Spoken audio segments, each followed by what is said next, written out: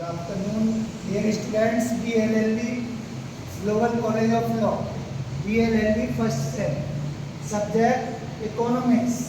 Economics की हम बात करेंगे यहाँ, और इसमें इकोनॉमिक्स BLLB में इम्पोर्टेंट सब्जेक्ट है, जैसे पॉलिटिकल साइंस इम्पोर्टेंट है, ऐसे ही इकोनॉमिक्स इम्पोर्टेंट है, और सोशोलॉजी इम्पोर्टेंट है, हिस्ट्री इम्पोर्टेंट है।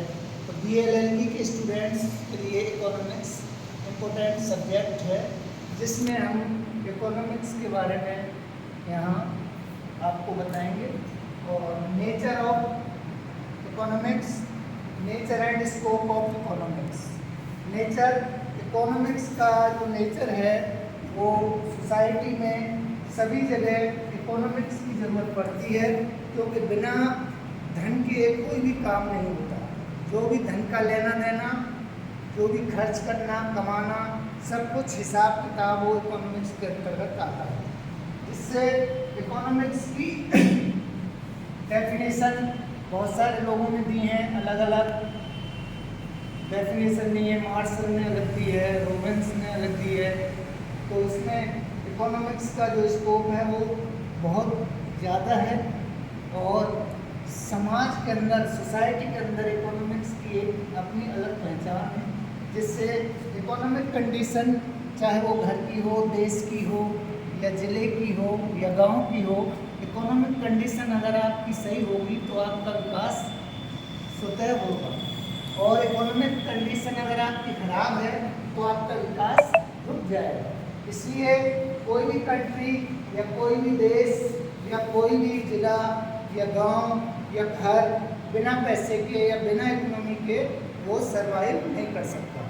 इसलिए अब आता है, बात करते हैं subject matter of economics. Subject matter में economics as a science. Economics क्या है?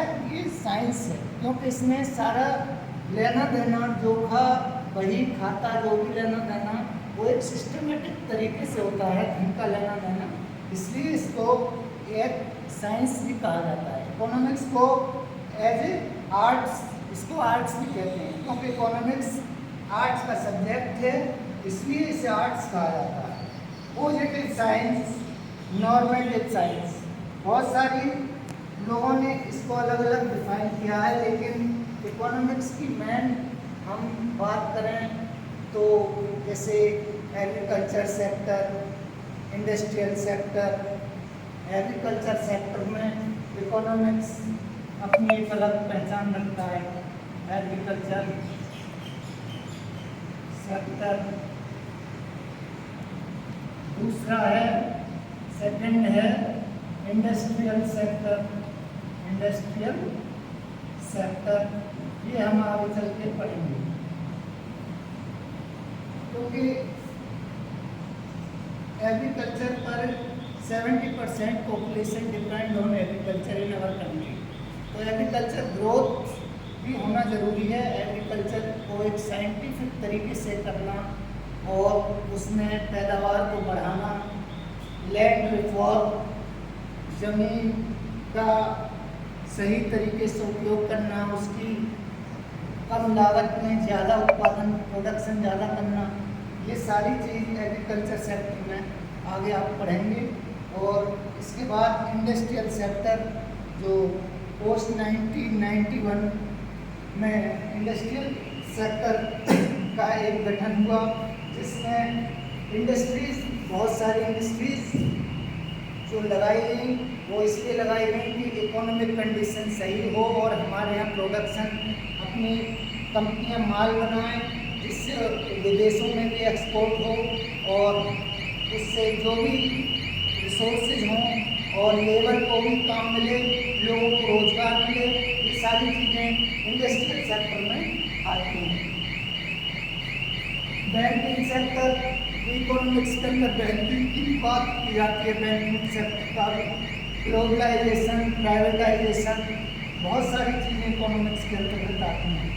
ये सब हम सिस्टमेटिक तरीके से 1 बाय 1 आगे पढ़ेंगे।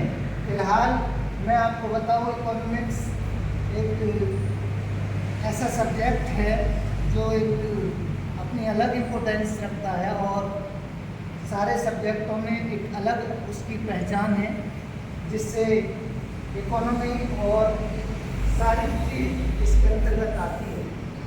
लॉ एंड इकोनॉमिक्स, अब बात करते हैं लॉ और इकोनॉमिक्स में क्या रिलेशन है, क्योंकि लॉ और इकोनॉमिक्स एक दूसरे पर डिपेंड है। लॉ भी बिना इकोनॉमी के नहीं चल सकता।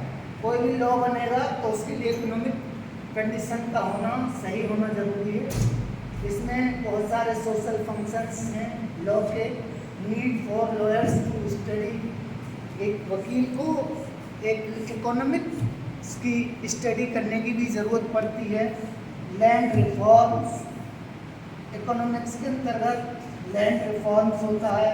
Economics help human behaviour, economics help company law, tax law, property law, बहुत सारे लॉ में ये हेल्प करता है।